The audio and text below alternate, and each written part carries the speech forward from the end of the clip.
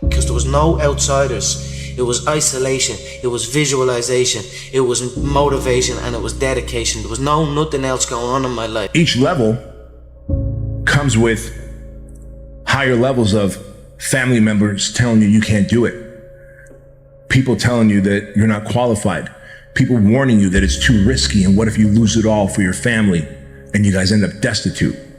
See, external resistance isn't just in business. External resistance comes from friends and families who have the best of intentions for you.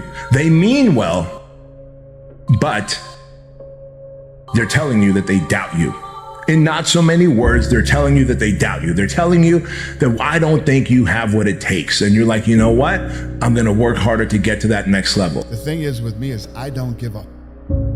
I don't give a f. I don't give a shit what anybody says or what anybody thinks. I have this mindset. I know exactly who the f I am. I have my circle of people that I hang around with who know me and know what I'm about and whatever. And anybody else who doesn't like it or doesn't want it, fucking bad. I mean, I'd like to believe I'm not, but I've just never seen any proof, so I just don't debate it anymore, you know? It's like I could spend my whole life debating it over and over again, weighing the pros and cons, and in the end I still wouldn't have any proof, so I just don't debate it anymore. It's absurd. It is if everyone dies alone. I don't want to be alone. Obsession's gonna be talent every time. You got all the talent in the world, but are you obsessed? Is it all you ever think about? Let's face it, it's you against you out there. When you walk on that court, you have to think, I am the best guy out there. I don't care if LeBron's playing. So let me ask you again, do you love this game? There is a difference between passion and obsession. When you're passionate, everybody cheers you on. They're stoked for you. Oh, you found your passion? Awesome. Follow your passion. Live with passion. Be passionate. Chase your passions. Everything, like passion. Passion's good. Like the world's gonna be like, yay, passion, right? When you're obsessed, they're like, why you gotta be so crazy? Why can't you be satisfied? Why do you always gotta get things so perfect? Why do you spend so much time here? When you're obsessed, people think you're nuts. So it's different. And it's like, I always tell people, if no one thinks you're crazy, you're not yet operating to the outer limits of your potential. You're not there yet. It's easy to give up. You know, Hell it's yeah. easy. It's the easiest thing in the world to do. I'm done. I ain't going. I ain't gonna keep going. Yeah, I don't feel like going to work. I'm done. Yeah, man. It's easy. It's very easy. But what's hard is going, yo, yesterday I got nothing from working as hard as I could. Nothing happened from that. I'm gonna do the same thing again today, but I'm gonna try to go harder. That's the hardest thing in the world. To get up every day and give 100% and be in the same position that you were each day, but mentally know that you're trying and trying and trying. That's a real grind. Shut that down. Do not listen to that little voice. Instead, go through the motions. Lift the weights, sprint the hill, work on the project, get out of bed. Now, as an overall rule, I do not like procrastination. You need to get things done. What would have had to have happened in a week for you to look back on that week with pride? Okay, maybe stop breaking promises to yourself. When you say, I'm going to wake up tomorrow at 7 a.m., and when the option comes to hit the snooze button, don't do it. There's one win that you've got for the day. That's action. The path of the exceptional person is one of an exception, which means that you are not with other people. And rather than fighting that or bemoaning it, see it as an indicator that you're on the right path. Because if everyone else were cheering you on, then it means you're not in the right place, because it means you're just like everyone else, and that's not where you want to be. When you were born, you are a phenomenon. You are unique. Your DNA has never occurred in the history of the universe, going back billions of years. It will never occur in the future. Your life experience with your parents and everything that you experience in your early years going on up is unique. It's yours. You're one of a kind, right? So That is your source of power. To waste that is just the worst thing you can do in your life. And what the power is finding that uniqueness. What makes you you, and how you can mine that, and how you can go deep into it and use that to create a career path. So just go and do it, try, learn from it. You'll fail at some things. That's a learning experience that you need so that you can take that on to the next experience. And don't let people who you may respect and who you believe know what they're talking about, don't let them tell you it can't be done. Because often they will tell you it can't be done, and it's just because they don't have the courage to try it. These sort of cornerstones of, I think, classic masculinity are super, super important. But equally important is being kind, is being empathetic, is to stand up for somebody who has less rights than you, somebody who's being picked on, somebody who's being put into the corner, somebody who's just sad. When it comes to like individuality, right? Yeah. What is a good way for people to start to get to know themselves? Does it make sense to you what I'm asking? Yeah, it does. Well, I keep coming back to something that I tell a lot of people I think is very important, is the desire to know yourself. If you cannot obtain from the world that which you really desire, you must teach yourself not to want it. If you cannot get what you want, you must teach yourself to want what you can get. So people are very good at faking it. And you could be out there listening and go, yeah, I kind of want to know myself better. Okay, let me get online and get, they just forget about it because the other forces are stronger than them. You have to have a level, that if you're in recovery, a level of disgust. You have to hit bottom. Yeah. You have to go, I don't want to be like this anymore. I want to find out who I am. I want to touch that core of individuality that I know is still within me, that soul that I believe is still there. This is like confession and atonement. It's the proper way to think about it, is you can think about what it is that you did wrong or insufficiently that led to the collapse of your plan, right? So that's the first investigation, right? And I'm not trying to be flippant about this, because sometimes people's dreams are quite realistic and they still fail catastrophically. It can be brutal. Maybe you did make a lot of good decisions and you suddenly got ill, or someone in your family did, and everything went to hell on you. It doesn't have to be because you've done something cardinally foolish that you fail. It's built into the structure of the world. It doesn't matter. You can also retreat into yourself and you can say something like, all right, I need to retool my conception of strategy, but also potentially my conception of goal. Maybe I'm looking in the wrong place. Maybe I have to look somewhere else. You go back into your childhood and you go, what was it that made me so different, that was so weird about me? What was it that I was attracted to? As you go through that process, things will start coming up. It's like you're digging, you're excavating, you're an archaeologist into your own past. Yeah, it's like using a brush and brushing off. You see a little bit of bone, and then you're like, yeah, what other questions can I ask around here that might help me remove a little more dirt? Yeah, and memories will come up, like your memory when you're 2 years old and your brother popping up his head. Things will start coming back to you. And you'll start connecting to who you were when you were young, and you're connecting to who you were as an adolescent. What did I do that wasn't as good as it could have been, and where did I fail to look so that the probability of my failure was higher? Now, to ask that question, you have to want the answer. That's what it means to knock or to ask or to seek. This is no joke. It's like you have to want to know. And it's a very painful thing to do, because especially if you had given it your all to the degree you were able, and you have reason to be bitter, you're going to be searching for the errors that you still made. And discovering your own errors is always extremely painful, right? You have to have the desire. If there's no desire there, if you're just mimicking, if you're just saying it just for the sake of it because it sounds good, I can't help you. But if it's still there, yeah, you want to start by, there are many paths you can take. A very good path is to take a journal and start journaling, right? And writing down your thoughts and writing down your dreams. And when I say that, I say, don't do it on a computer. I know a lot of young people don't know how to handwrite anymore, but pick up a pen. I still handwrite a lot of things. Pick up a pen and a journal and write it down. And so you have to be willing to strip yourself down. That's what humility means fundamentally. And then, but the advantage is, this is why it's so useful to listen to people. You might find out where you're stupid. And then you can stop being stupid. And so one of the reasons you confess your sins, let's say, is because you want to discover where you're insufficient. Now, it's painful. It's painful to encounter an impediment in the form of someone else's opinion that might show you where you're blind and ignorant, or willfully blind even.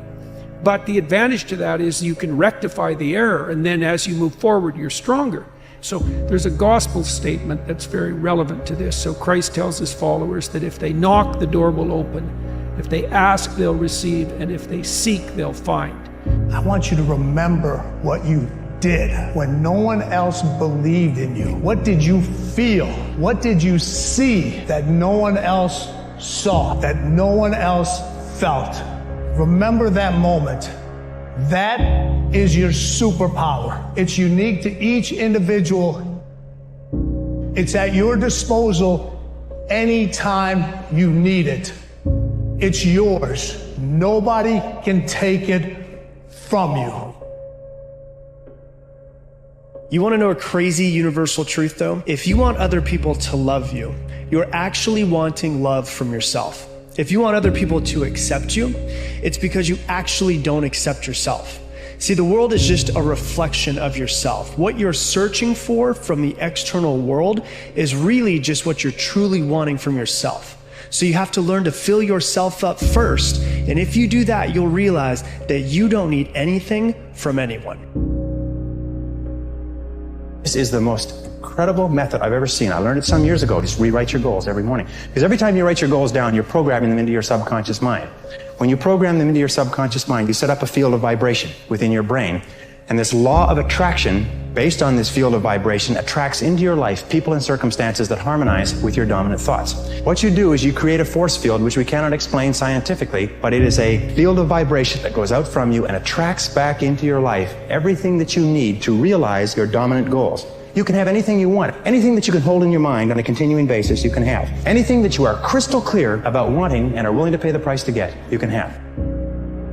Your limitation has nothing to do with how much money you have right now. Your limitation has nothing to do with how many people believe in you or how many people do not believe in you.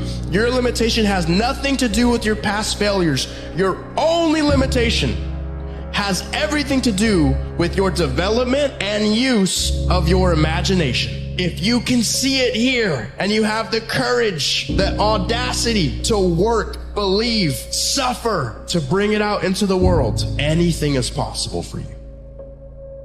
Truly understand who you are. Learn yourself. Learn yourself.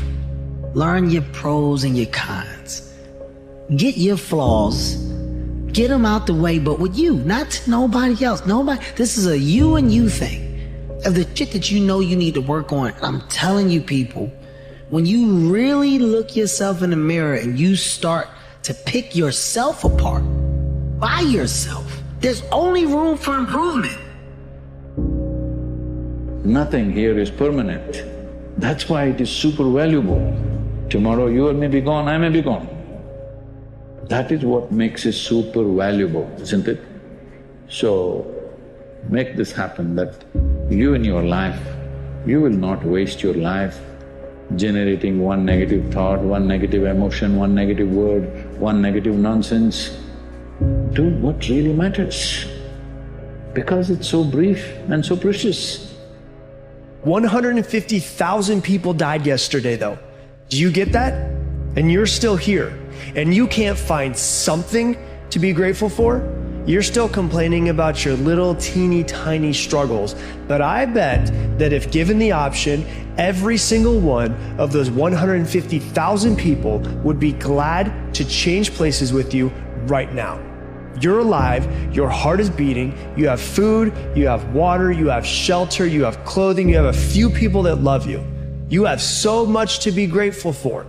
Stop focusing on the things that you don't have and the things that you want, and start focusing on what you do have. Life isn't about having the things that you want, it's about wanting the things that you have.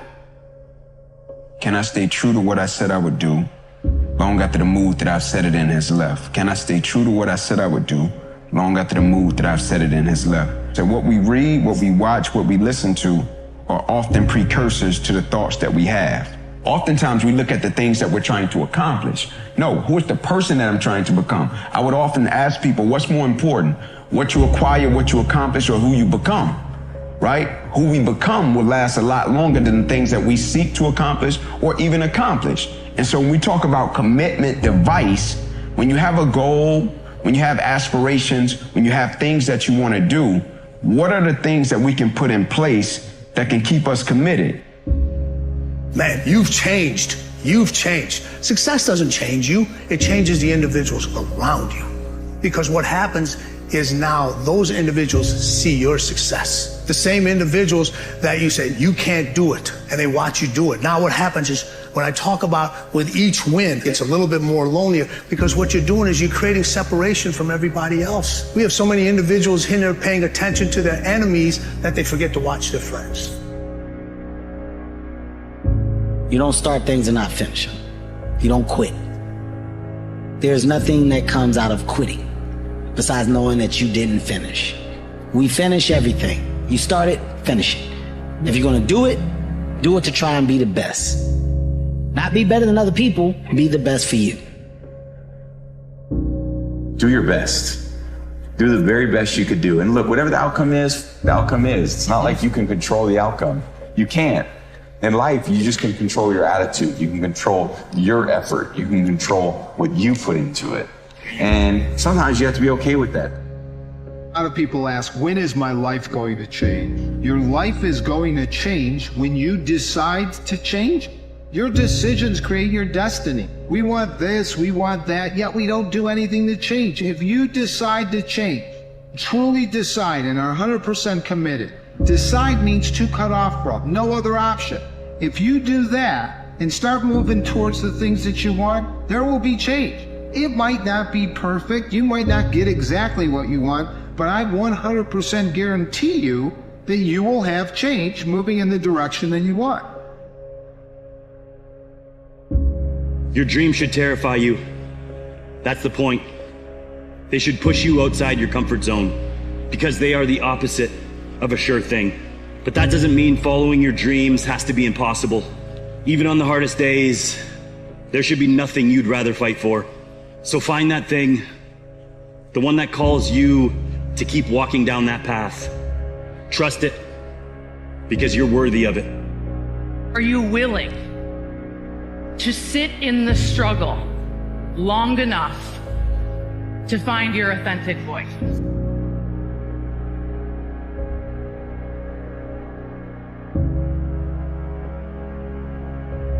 Here's the next attitude disease: over-caution. Some people never will have much. They're too cautious. Just the most basic ones of like living the life that you don't want, not wearing what you want to wear, not dating who you want to date, not living where you want to live. Like you're living at home and you want to move and your parents say no and you don't make the move, or you're dating a girl because she's socially accepted, you know, by your friend group, she's safe, but like there's always some distance in between you, but you're like, I don't want to risk it, right? If you can view yourself acting in a courageous and forthright manner and encountering the world and trying to improve your lot and taking risks, you know, in a non-naive way, well, then you have something that you can comfort yourself with at night when you're wondering what the whole damn point of your futile and miserable life. We actually have to re-embrace risk on a personal level and on a societal level. We have to take the risk of freely exchanging ideas because that's where innovation happens. But if this happens, and on top of that, if this was to happen, look at the fix I'd be in. I better not try. Then I'll tell you what changed my whole life when I finally discovered it's all risky. The minute you were born, it got risky. We have to take the risk of being able to invest and reap the benefits of that risk. In a personal relationship,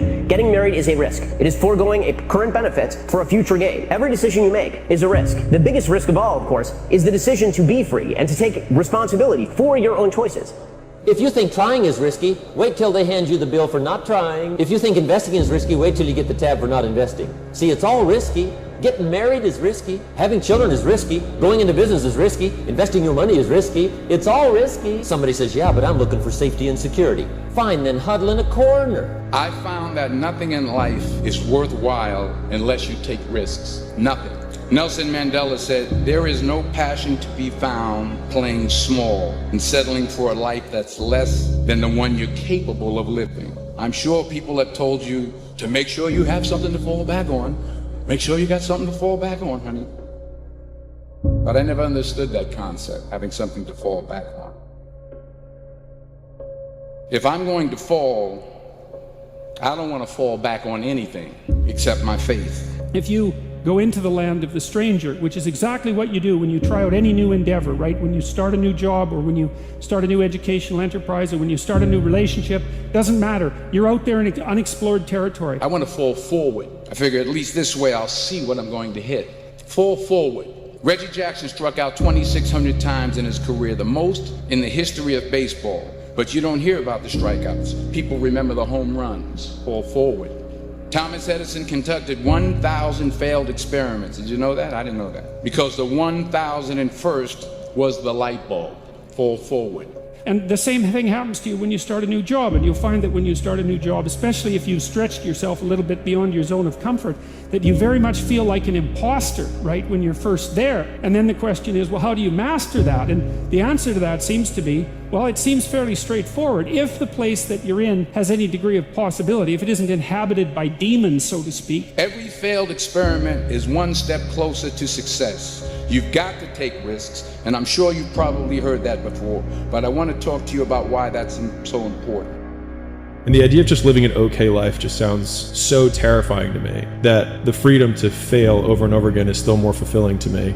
At least it feels like it's real than walking through kind of on autopilot. And so I think that's a lot of the choices that other people make that seem insane to me now. Didn't seem insane to me a decade ago. You know what I mean? I think it's just like, as you practice taking more agency, taking more responsibility for the decisions, then you just get better and better at it. And then it just seems more and more ridiculous. You're like, I just can't quit my job. The best way to act is to lift your aim upward and attempt to get your act together and to tell the truth and to live a meaningful life and to do difficult things, all of that. And that is the best way of mastering a new territory. And by all probability, the degree to which you're able to act that out is precisely proportionate to the degree to which you're going to become a master in that territory. And that sort of thing can happen a lot faster than people think. You will fail at some point in your life. Accept it. You will lose. You will embarrass yourself. You will suck at something. Don't ask for security, ask for adventure. Better to live 30 years full of adventure than 100 years safe in the corner. And see, it's not important how long you live. What's important is how you live. You'll see everything I'm talking about today. You'll see what I mean about taking risk or being willing to fail. Because taking risk is not just about going for a job. It's also about knowing what you know and what you don't know. It's about being open to people and to ideas. I am cold, I am emotionless, I am zen, at peace, ready for war. Without pain, without sacrifice, we would have nothing. Be the guy who embraces the ugly, the miserable. Be the guy who embraces hard work, the grind. Don't be afraid of being hurt. Don't be afraid of sacrificing some blood. Accept the pain. Smile at the pain. Embrace the pain. Pain is the gatekeeper of destiny. When I'm hurt, I love it. I love that feeling because it's real. That's the most realest feeling that you could ever have, is being in pain. Go find pain. Most of the time, you're gonna find a reason. If you think something is gonna hurt or it's scary to you, that's probably what you should be doing. Mm-hmm. You know, whether it's going to the gym, if it's going to talk to that girl that nobody else will go talk to because she's too pretty. My philosophy is, why be normal when you can be the best? I don't want to be normal. I want to make the difference. So everything I do, I want to make the difference. Because when I make the difference, I'm the best. Just did our job, defended home court. Last 2 series we didn't do that. Put ourselves in jeopardy, having to go on the road and win a game 3. And here we managed to do it. Now it's time to go to Orlando and see if we can't get one. Still waiting for a big smile out of you. You're up 2-0. What's the story? Are you not happy, or you're only half happy, or? Still to be happy about. You're up 2-0. Job's not finished. Job finished? I don't think so. You were there. You know this. There was no one there to pick up the rucksack, to pick up the boat, to pick up the log, to go in there. It was you. It was you. There was no pat in the fucking back at 300, at 275, at 250, at 220. No, that was you. Stop running from it. Let that pain become your inspiration. And then you'll have something that people can believe in. You want to become best. You want to become champion. And now you want to say like you're tired. Who cares? You're tired or not? Nobody cares about you. Our great war is a spiritual war. Our great depression is our lives. Years of sacrifice, of suffering, of diligent, pinpoint fucking work on what you want to do for yourself. I don't really want to work out. I work out. I really don't want to hammer on a project. I hammer on the project. Don't really want to get up and get out of bed. I get up and get out of bed. Every single man of value went through trauma, and they went through pain. It's going to be painful to get strong, painful to get rich, painful to become important. It's going to be painful to become good with women. Your heart's going to get broken a bunch of times. You have to be prepared for the pain. If you're not ready for pain, you're never going to be anything that matters. And, the Mamba mentality simply means trying to be the best version of yourself. That's what the mentality means. It means every day you're trying to become better. And it's a constant quest. It's an infinite quest. It's just a matter of what's important to you. Mm-hmm. And what's important to you. For whatever reason, I felt like I didn't feel good about myself if I wasn't doing everything I could to be the best version of myself. Mm-hmm. If I felt like I left anything on the table, it would eat away at me. I wouldn't be able to look myself in the mirror. Right? So the reason why I can retire now and be completely comfortable about it, because I know that I've done everything I could to be the best basketball player I could be. Mm-hmm. Whenever I face anything that's challenging, whenever anything sucks, I like it. I like it. It's gonna make me tougher. It's gonna give me a good story to tell. It's gonna toughen my mind. Go do something that's painful, whether it be from physical pain or fear. And most of the time, if you can find that and go towards it, go looking for that pain, especially at that young age when your testosterone's so high, then you're probably doing the right thing. You're probably on the right path. Do that. So whenever shit gets nasty, David Goggins goes, "You had nobody anyway, motherfucker." So see how I'm talking myself right now? That's me. That shit fires me the fuck up. That shit makes me fucking nuts. You had nobody anyway, motherfucker. Look around you. There was no fucking team. It was you.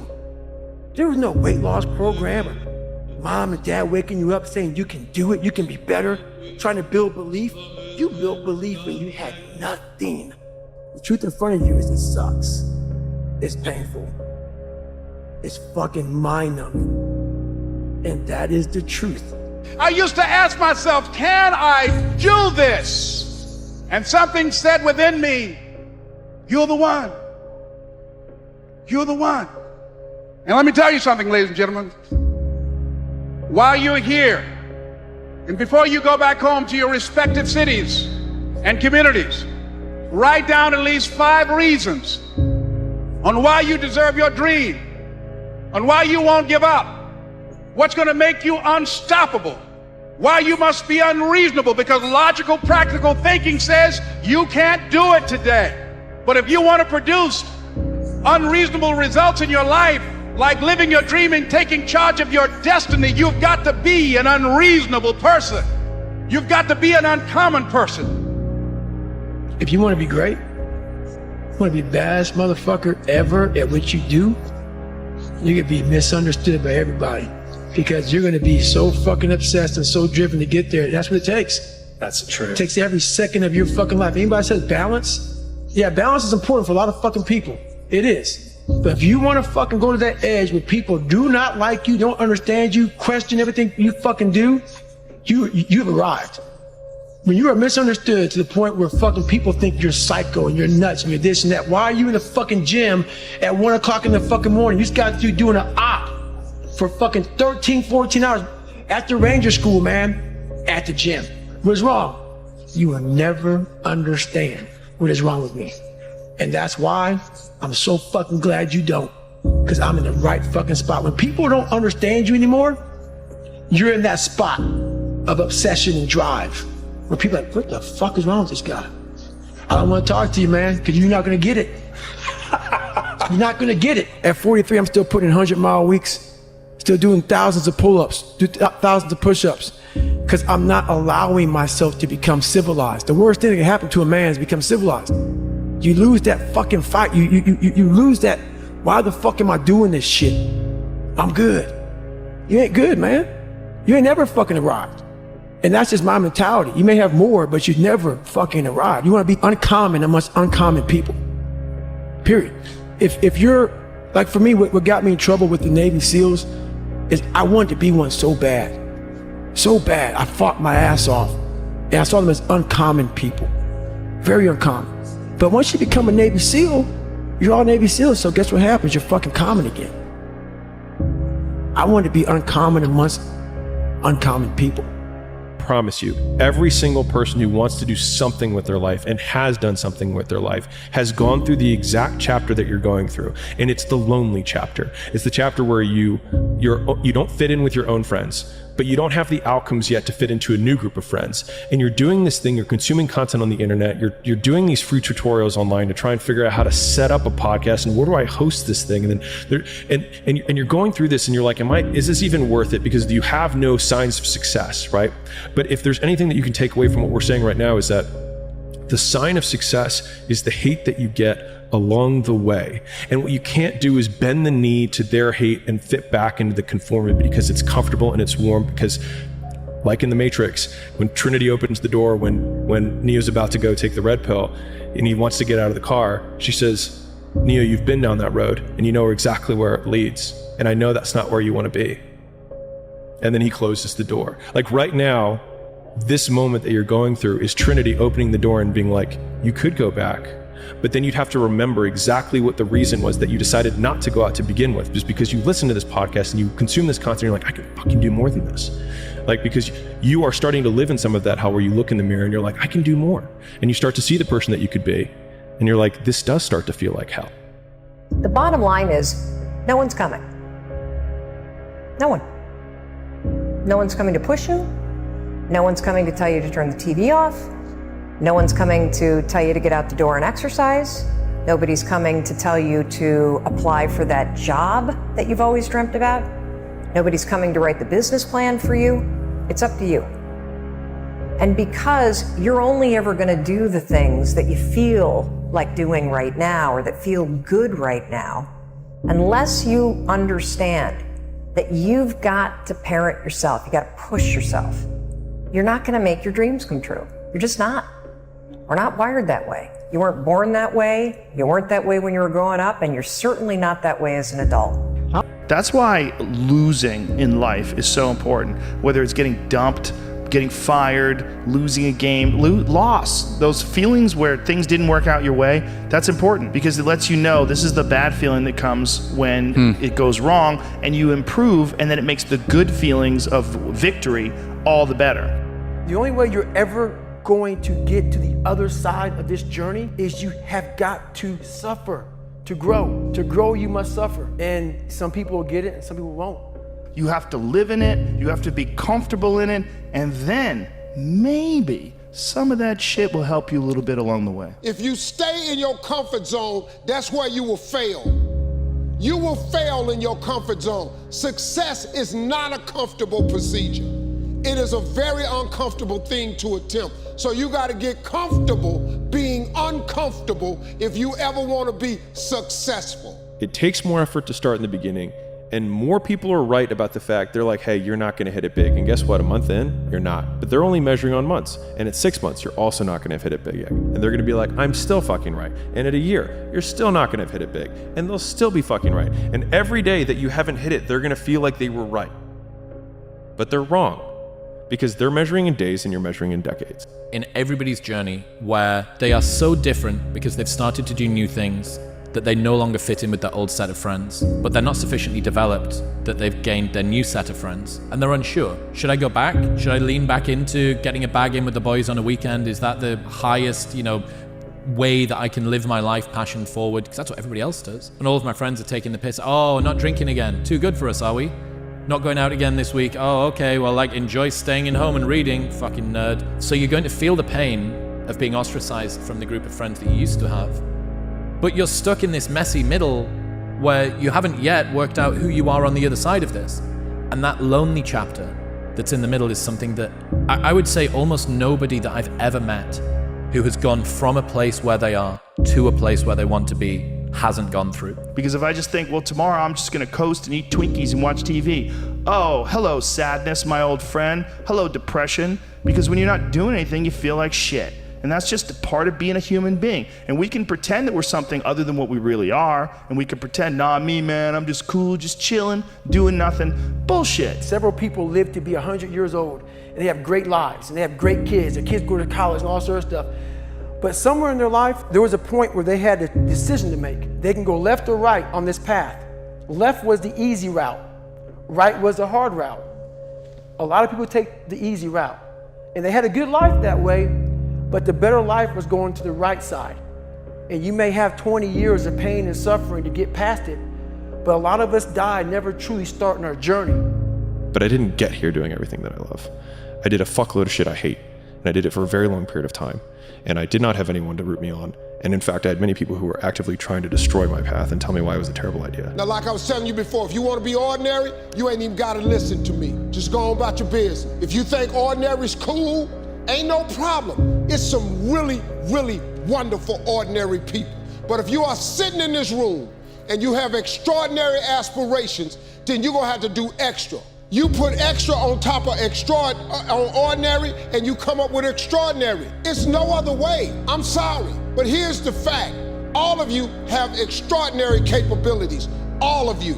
You have to decide if you are willing to do the things to put you in that category. Rich people don't sleep 8 hours a day. That's a third of your life. It ain't but 24 hours in a day. You cannot be sleep 8 hours a day. You can't live in LA and wake up at 8 o'clock in the morning. It's 11 o'clock on the East Coast. The stock market been open 2 hours. They already making decisions about your life and your ass was asleep. And if you don't have any of this, you do not get your character tested. You do not advance in your own perception of who you are in this world and how you engage with all the other people around you. Your life was basically the perfect grounds for training for where you need to go in your life. All the beatings, all the bullying, all the, you going through learning disabilities, all the struggles, it was the absolute perfect training ground for you to go to where you need to go. And that's how I started looking at my life versus woe is me, poopy pants, kick a rock down the street mentality. It was, nah, God just hooked you right the fuck up. I want to see that guy who immersed himself in fucking hell. And he thought about quitting and leaving and his wife and his kids, and why am I here? Is it worth it? All this crazy shit. It still said, and found out a way to get through it. So basically that's the bottom line of it all. We all want to read about how we can quickly get somewhere. That's why the 6-minute abs and all sort of shit is so powerful. You may get some results from it, but they're not permanent. Difficult things make regular life less difficult. And that sounds so simplistic, but particularly physically difficult things. Because when you do things that are physically difficult, the strain of making yourself do those things, it's very valuable. It's not just valuable like exercise and fitness and martial arts and running and whatever you're doing that's really difficult. It's not just valuable in terms of like health and the way you look, but it's also valuable for your mind. There's so much opportunity on the other side of being willing to persist for an extended period of time on the correct path without getting positive reinforcement from your environment. And the longer you can stick with something without that positive feedback loop in terms of the big external thing, the easier the opportunities are because so few people can pursue them. You're going to lose sleep. You'll doubt whether it'll work. You'll stress to make ends meet. You won't finish your to-do list. You'll wonder whether you made the right call and have no way to know for years. This is what hard feels like, and that's okay. Everything worth doing is hard. And the more worth doing it is, the harder it is. The greater the payoff, the greater the hardship. If it's hard, good. It means no one else will do it. More for you. You have to make that a tattoo on your fucking brain. So when that hard time comes again, you don't forget it. You may forget it for a second, but you can go back in the cookie jar, I call it. It's something that we've all endured. And tomorrow, I go back to the grind again and again and again and again. I don't have time to put you into the hate bank. There's no hate. It's all filtered out, man, through the grind. People don't get it. There's great joy in the grind. Great joy to suffer. It totally cleanses your body out, man, of any kind of hate. Makes you grow up. I can't catch a break, guys. Yeah. Get them the fuck away from me. I can't be around those guys. I don't want to hear that shit. I don't want to hear that shit. I don't buy it. Because everybody has bad breaks. Yeah. I've had a shit ton of bad breaks. But you know what I did? I stayed up. Yeah. And I thought through it. And I figured out what the fuck I did wrong. And then I went back. It's like, I fucked up everything I've ever done 100 times. There's no other way to do it. And I've had a bunch of shitty breaks. Everybody has. But you gotta realize when you have those shitty breaks what that is. It's an opportunity for you to reassess, reboot, get better, figure out another way, find another way through. It's just little challenges. Bro, you gotta fucking stop. You gotta stop with all this I can't catch a break bullshit. All the time you're complaining, you could be instead hustling. You could be instead chasing your dream. You could be instead figuring out what you're doing wrong, trying to improve certain aspects of your life, getting your shit together, reading a book, meditating, something. Fucking something. I make myself do things that are very uncomfortable, that I don't want to do. And by doing that, I develop this strength and perseverance. And some people hear that and like, I don't even want to do that. I don't want to take a fucking nap. You're exhausting me. And like, I'm not you. I don't want to do that. And they just like, it takes them away from that. And I'm like, you don't even have to do that. Mm-hmm. Just go for a fucking walk every day. It sounds like it's easy to do, but there's gonna, when that walk comes and you look at your clock, oh, it's 8 o'clock, time to go for that walk. You're like, I don't want to walk. I would just rather play video games. I don't want to walk. I'd rather like read emails. I don't want to walk. I'd rather like scroll through TikTok. But if you just force yourself to go for that fucking walk every day, you will develop mental perseverance. You will develop some tenacity. You'll develop the ability to force yourself into work. The time is now. The time is now to express and for people to believe in themselves. The time is now for it to be okay to be great. People in this world shun people for being great, for being a bright color, for standing out. But the time is now to be okay to be the greatest you. Is that it includes the forebrain, so you can tell yourself the effort part is the good part. I know it's painful, I know this doesn't feel good, but I'm focused on this. I'm going to start to access the reward. When we focus only on the trophy, only on the grade, only on the win, you undermine that entire process. Is without question the most powerful aspect of dopamine and our biology of dopamine. And the beautiful thing is it's accessible to all of us. This is like confession and atonement. It's the proper way to think about it, is you can think about what it is that you did wrong or insufficiently that led to the collapse of your plan, right? So that's the first investigation, right? And I'm not trying to be flippant about this, because sometimes people's dreams are quite realistic and they still fail catastrophically. You know, it can be brutal. You know, maybe you did make a lot of good decisions and you suddenly got ill, or someone in your family did, and everything went to hell on you. It doesn't have to be because you've done something cardinally foolish that you fail. No, it's built into the structure of the world. It doesn't matter. You can also retreat into yourself and you can say something like, all right, I need to retool my conception of strategy, but also potentially my conception of goal.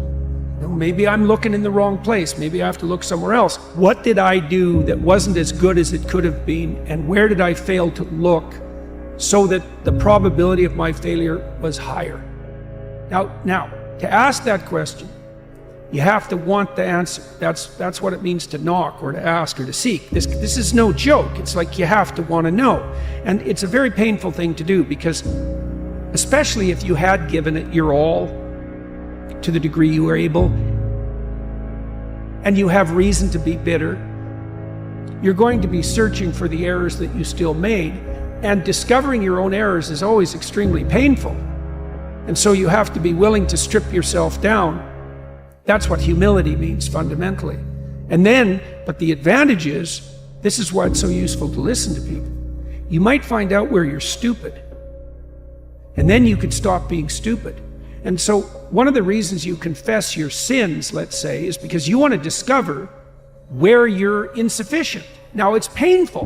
You know, it's painful to encounter an impediment in the form of someone else's opinion that might show you where you're blind and ignorant, or willfully blind even. But the advantage to that is you can rectify the error, and then as you move forward, you're stronger. So there's a gospel statement that's very relevant to this. So Christ tells his followers that if they knock, the door will open. If they ask, they'll receive, and if they seek, they'll find. Person and work and get to the top of whatever it is that you want to get to the top of. You know, and stand up for yourself. Be a bit of a light on the world instead of a blight. You know, and you can tell young people that, and they haven't been told that by anyone now. And yeah, it might, so why don't you go do it? That's what the damn universities were supposed to be teaching people, and they've forgotten that. If you don't fail, you're not even trying. My wife told me this great expression. To get something you never had, you have to do something you never did. Is that hard times create hard men. Hard men create soft times. Soft times create soft men. Soft men create hard times. Les Brown's a motivational speaker. He made an analogy about this. He says, imagine you're on your deathbed, and standing around your deathbed are the ghosts representing your unfulfilled potential. The ghost of the ideas you never acted on. The ghost of the talents you didn't use. And they're standing around your bed, angry, disappointed, and upset. They say, we came to you because you could have brought us to life, they say. And now we have to go to the grave together.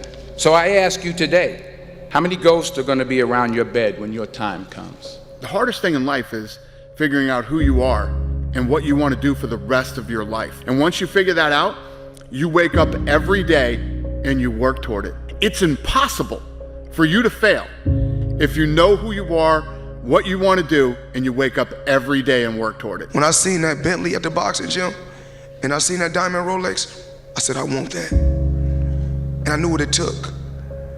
So I know when my opponent is asleep, I'm out there at 4 or 5 in the morning, chopping trees, working, to this day. Because I can retire today. I'm well off, very comfortable.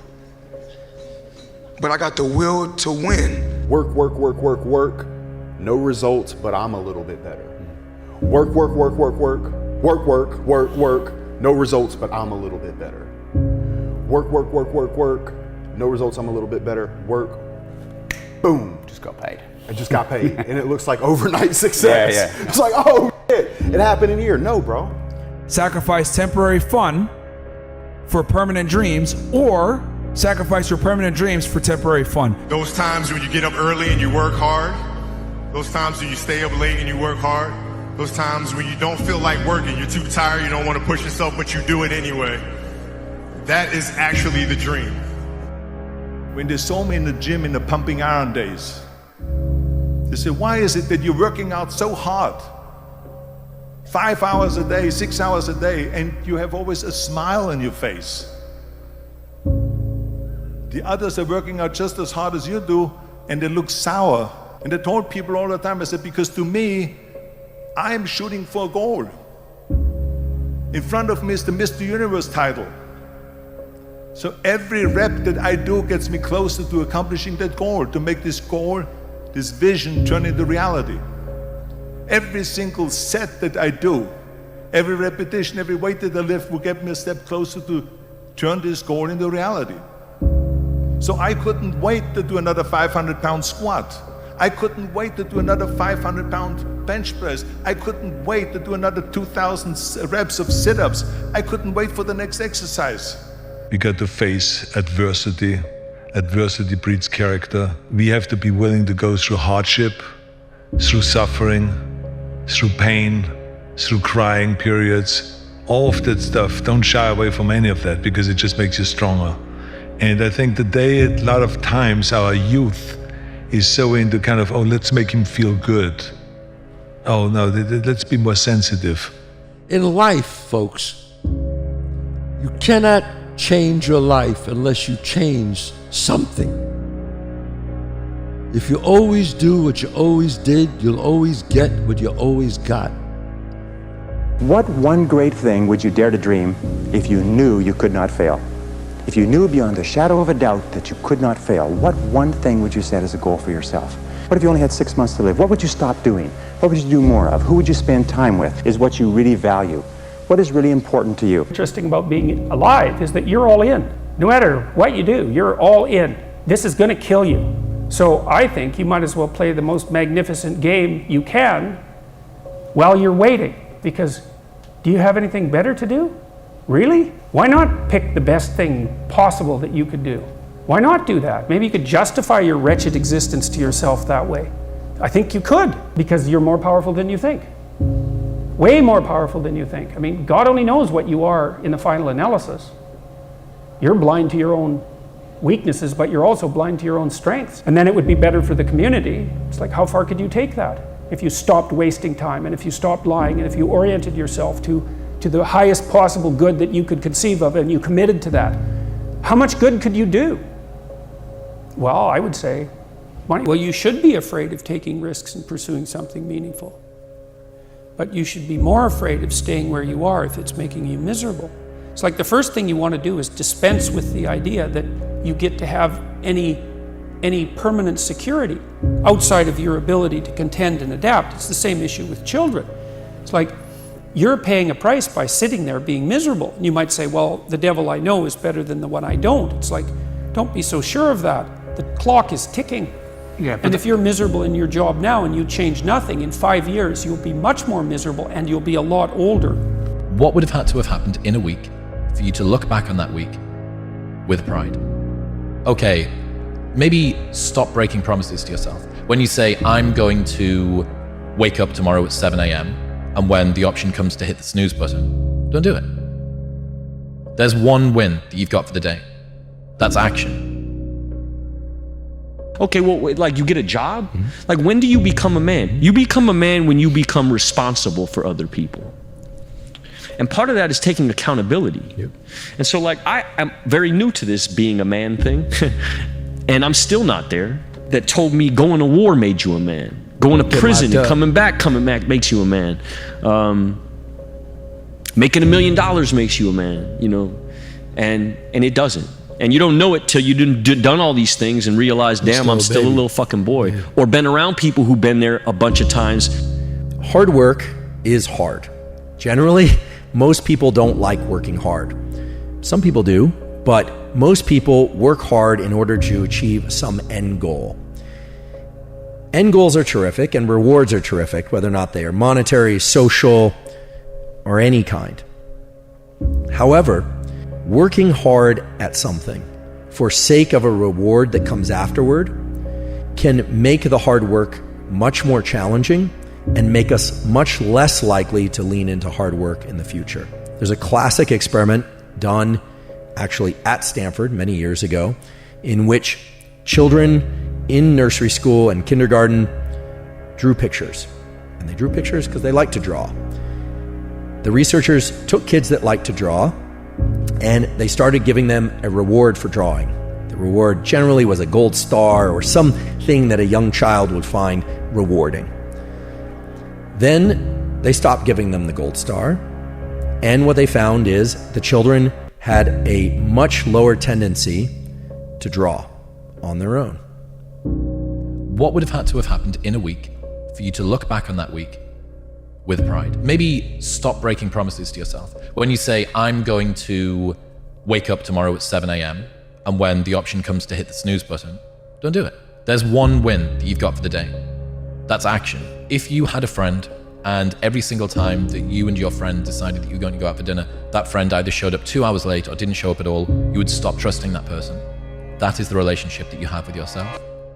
Yeah, people only root for those who don't need to be rooted for. Like, I've made huge developments while I was staying up until 4 in the morning, 5 in the morning running a nightlife business. You can make huge developments in your personal growth journey while you're doing a 9-to-5. And if your purpose is aligned within a 9-to-5 career, it doesn't matter, like that's your thing. Just lean into it, enjoy that.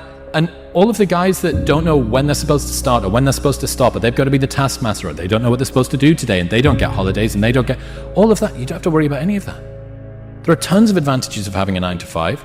And if you're enjoying it and your purpose is aligned with it, nail the self-development on an evening time, make sure that you lock into a hard routine, and you're going to have a great time. So I'm genuinely envious of people that have great 9-to-5s where their purpose is aligned to it, especially if they've got a lot of oversight and structure, because it takes all of the pain. I did a video ages ago, you might even be able to find it I can't remember what it was called, something like 10 Reasons to Not Start Your Own Business, or something like that.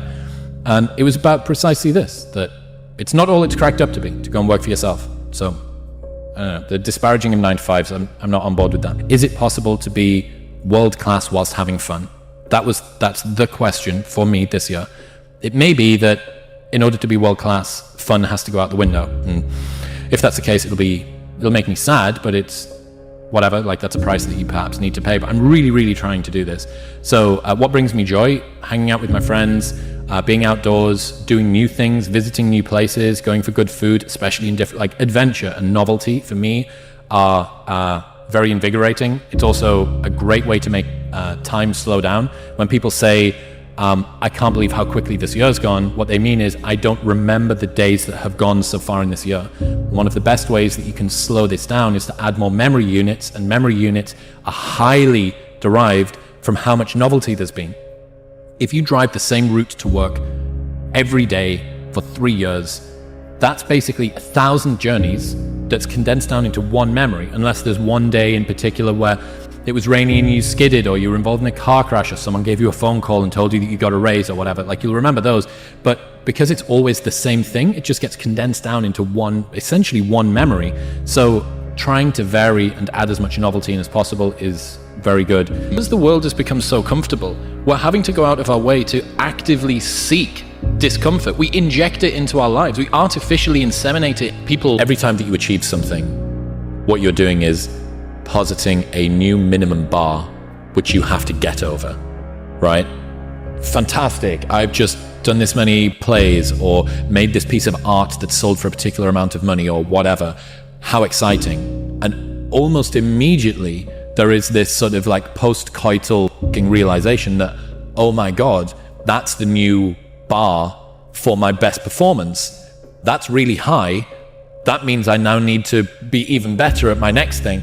And someone recently won the largest lottery in history, a $1 billion lottery. Someone just won that. From a life trajectory perspective, that's potentially one of the most disastrous things that you could have happen to you. Because how are you ever going to have a better day than the day you woke up and found out that you'd won $1 billion? The argument is slow success strategy would be to purposefully try and drag out the wins that you have. Habits are hard to break, man. And the habit of not doing things is unbelievably difficult to get past. It's one of the problems with anyone that listens to your show or my show. You will love being cerebral, right? You will love the idea that I can use cognitive horsepower to just get myself out of problems. And there is a case of learning as masturbation, right? And believing that learning about something is the same as enacting it, and it's not. That's why it has to be action first. A quote from one of my friends that he uses when he's thinking about a concept is, does this grow corn? Basically, is it useful? Tell me how I can use this in my life. Does it grow fucking corn, right? It's this beautiful sounding concept, cognitive bias that helps me understand the way that my brain works and my relationship with everybody else. How do I use that in my life? Give me something to apply it to. And that's why with the confidence thing, choose promises that you will never break to yourself. I'm going to get up on time for the next month. I'm not going to hit the snooze button. If you do that and you look back in a month and you go, oh my God, that's the first time I've done that in forever, maybe. That's a big win. And you can do the James Clear thing. We'll write it on a board, we'll track it, what gets like measured, etc., etc. But the main thing is just keep promises to yourself. And that is a good way to go from, here is an insight I learned about, I want to do breathwork, cold plunge, go to the gym, fast until 12 midday, get up on time, sunlight in the eyes, and then whatever it is, right, that you want to do, turn it into a promise. Don't break the promise.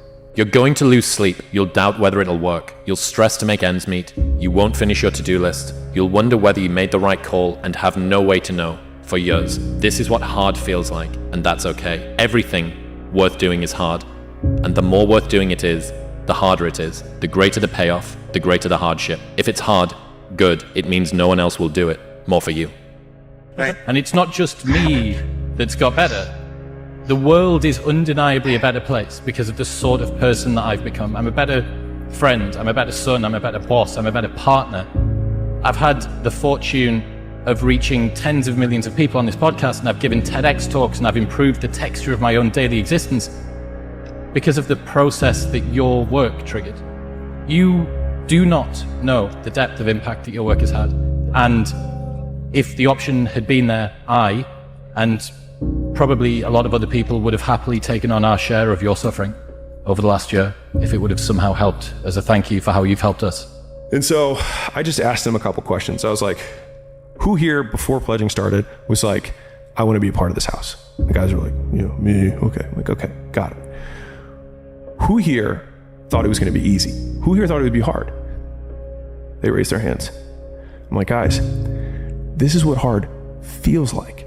And all of a sudden there's just like this big exhale in the room. They're like, expectations get reset. This is normal. You wanted this thing. You expected it to be hard. Reality now matches conditions.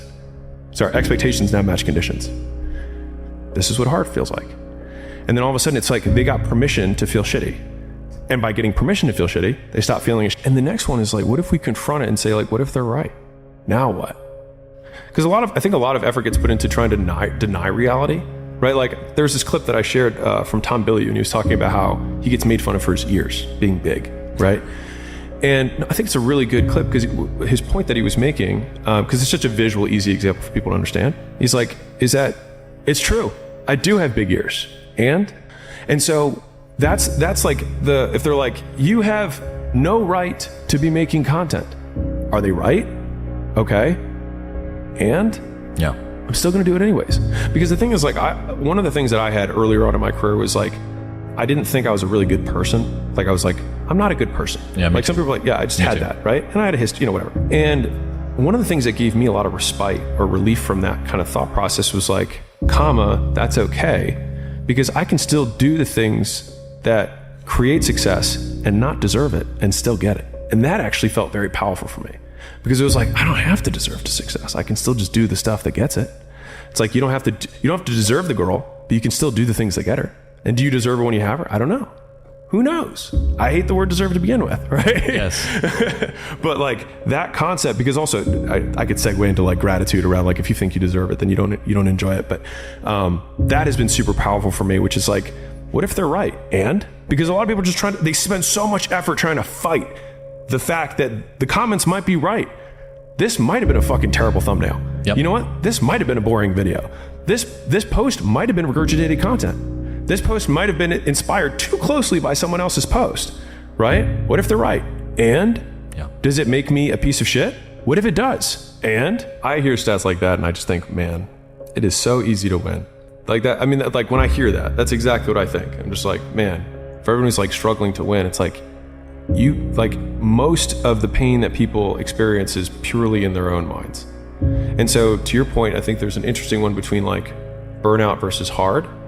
And so like for me, burnout is when I would define it as my output per unit of time decreases.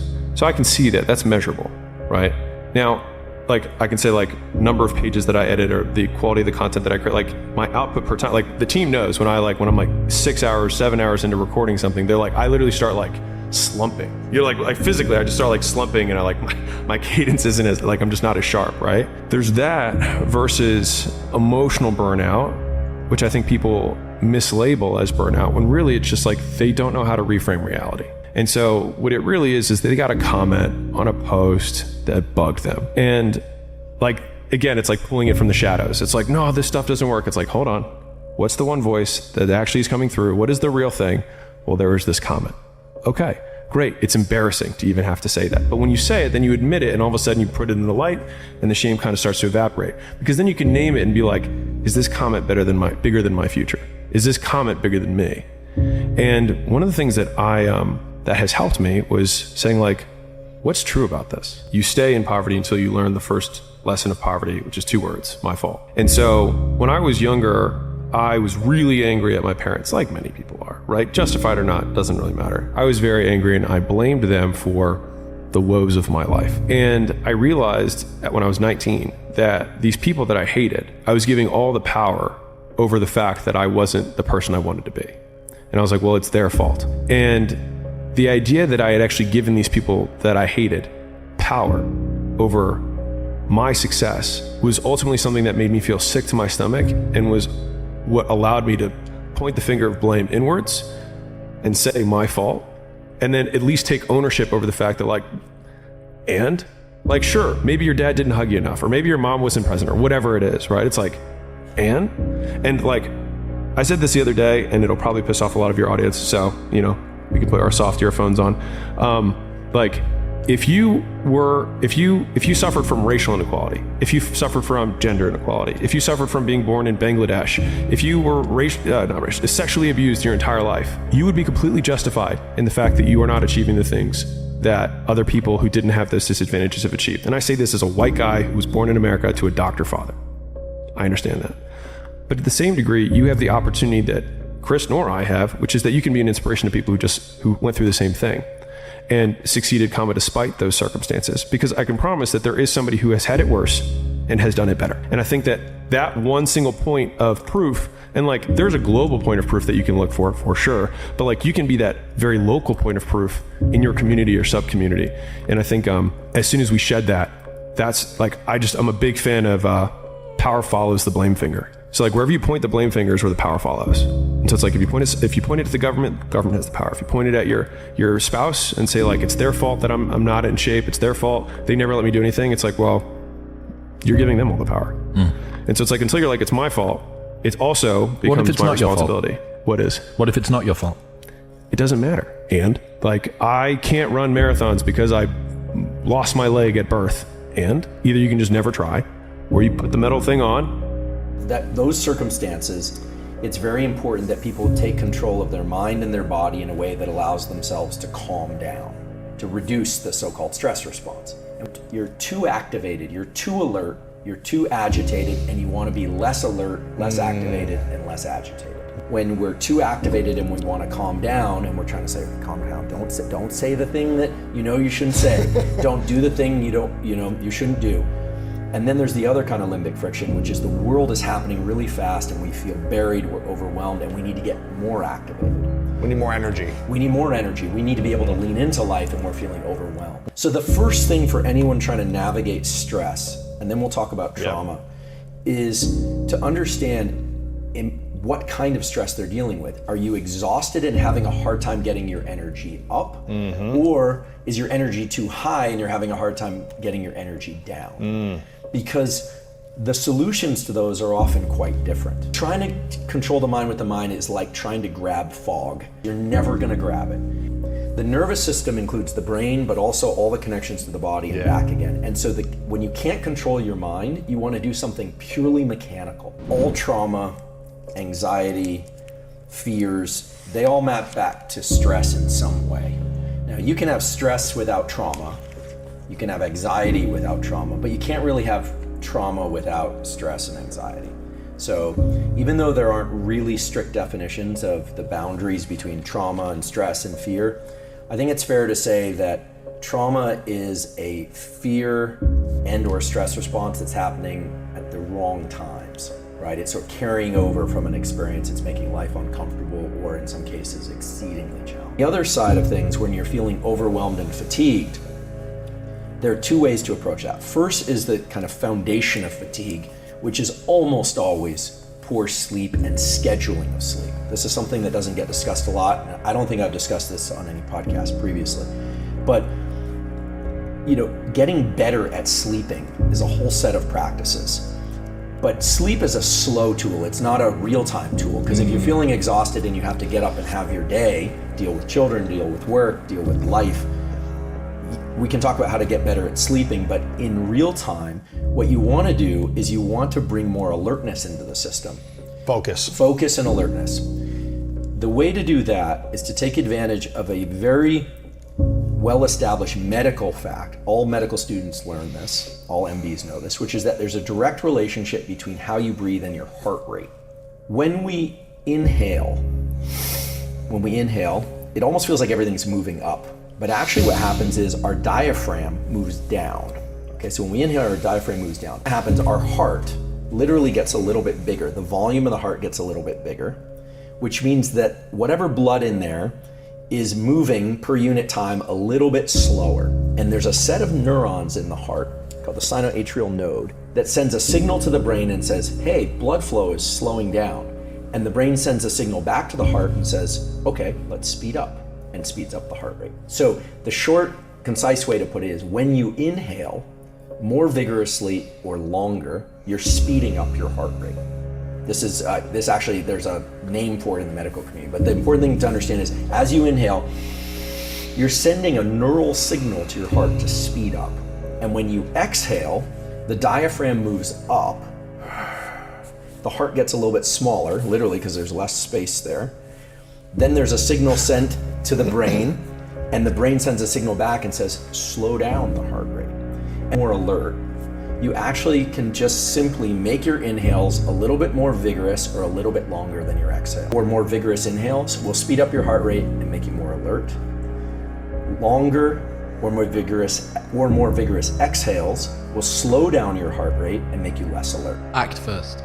Okay. You have to lead with action, because if you are someone that deals with a crippling sense of insufficiency, your ability to discount any good thoughts you have in your mind is going to be so strong. If you try and lead with positivity first, I need to think it, wish it, believe it, and I will achieve it, your set point of negativity is going to just crush that into the ground. I'm speaking from personal experience, right? As the guy that was chronically unconfident and still has, the imposter syndrome that does creep in. You have to start with action. It needs to be, okay, what would have had to have happened in a week's time for me to look back on that week and find pride in myself? Pride's seen as something that you should be ashamed of. It's one of the 7 deadly sins. But David Goggins, I did an episode with him a couple of months ago. We can put it in the show notes if people are interested. And he said, pride is something that everybody misses. That having pride in your name, your performance, the way that you show up for other people is something that you can do. But you need to do something that is worthy of being prideful about, right? What would have had to have happened in a week for you to look back on that week with pride?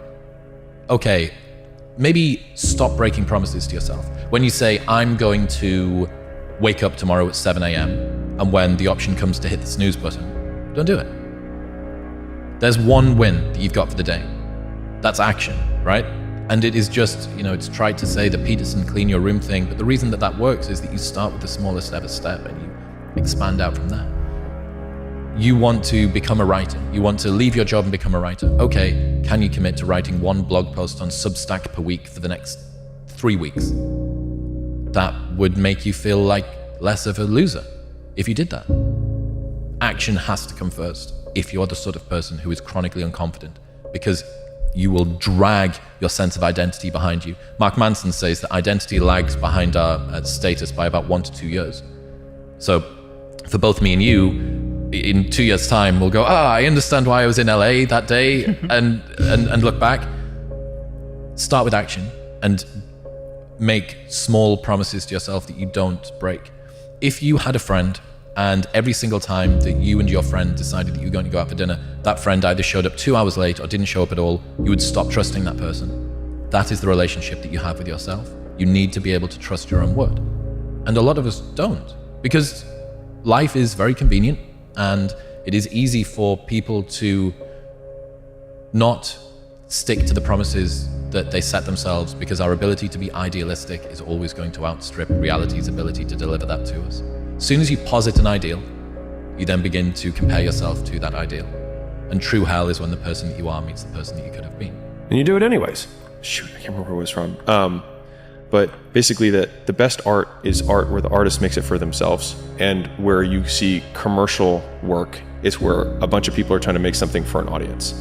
And so they're trying to like rinse and recycle stuff that actually solves no one's problems, because no one is actually the audience. Whereas when you make it for yourself, there's thousands of people just like you who will have the same depth of understanding of it, but it feels selfish in the moment to make something for yourself. But when you make it for yourself, you actually make it for everyone. And so I think when you're on the start path, you can't look at the outcome as the only positive, because you will never make it. And so the positive frame that I've always used is, sure, you can have the external ones of like, I like thinking about my first videos had like 13 views. And I'm like, well, if I had an audience of 13 people, I used to spend years pitching, weight loss stuff to rooms of 13, and that was fine.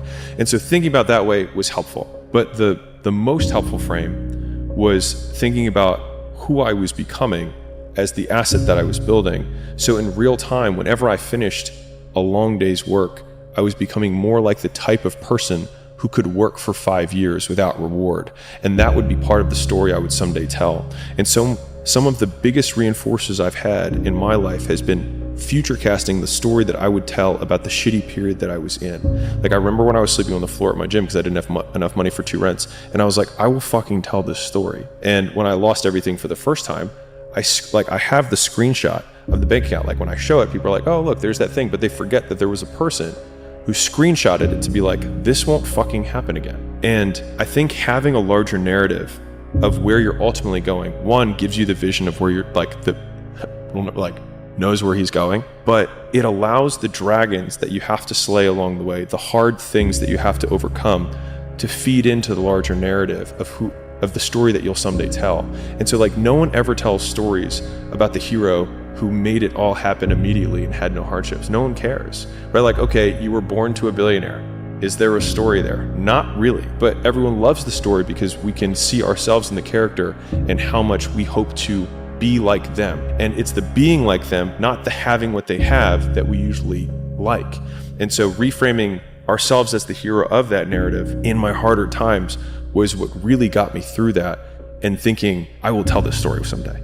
I want to give you the single easiest razor to predict my behavior. And I said, whatever will be the most epic story is the thing that I will most likely do. And so oftentimes the most epic story is not the shortest outcome to victory. It's the long saga that results in this big thing later eventually. And I was like, if you ever want to know, if you're like, I'm not sure what he's going to do in this situation, just wonder what the most epic story to tell would be. And that's usually what I will do. And I don't know if that's self-aggrandizing, but that's genuinely my razor for even making the big decisions about, okay, I'm going to sell Gym Launch. I'm going to marry Layla. I'm going to slum it and live at the gym. I'm going to fly around and do turnarounds. I'm going to start this whole idea of a media company that just gives exclusively.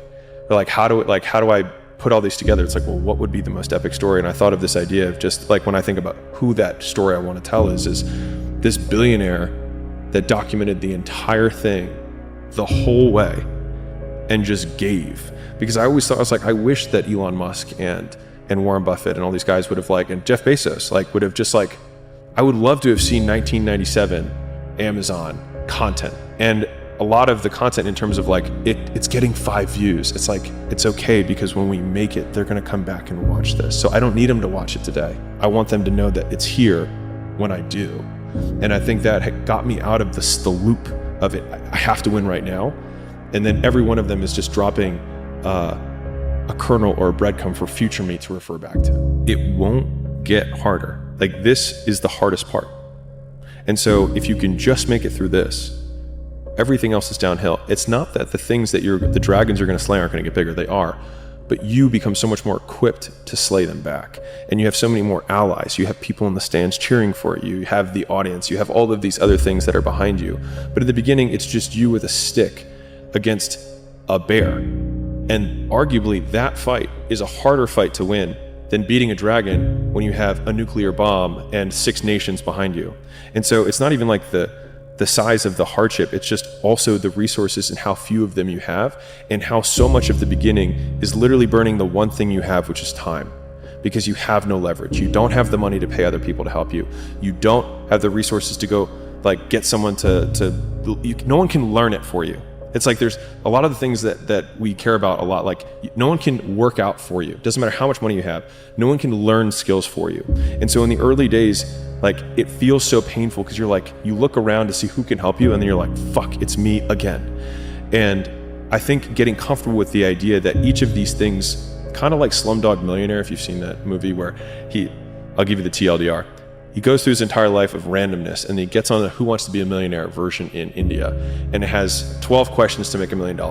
And from only 12 random experiences in his life that seemed meaningless at the time was he able to answer all of the questions and then ultimately win. The skills that you develop along the way, like Steve Jobs learning calligraphy that then became Apple fonts that, transformed how we type. Those early days, that little trench winning in the weeds, oftentimes gives you these huge advantages later on because you have more context than anyone else. And so rather than lament them and hate the fact that you're going through it, remembering that these will be arrows that you put in the quiver that you're going to be using to slay the future bigger dragons. And so expecting it to be easy is what makes it much harder than it ever is. Because in the early days, hard was, ooh, stop. This isn't good. I should, this is a warning sign. This is a red flag. I should slow down, or I should stop, I should pivot. But the more I think about it as a competitive landscape, as I'm clear on what this path is supposed to look like, and these rocks and these dragons are things that I'm going to have to slay along the way to get the princess or get the treasure, I get happier about the harder it is because I know that no one else will follow. It's a selection effect. And I think if you can shift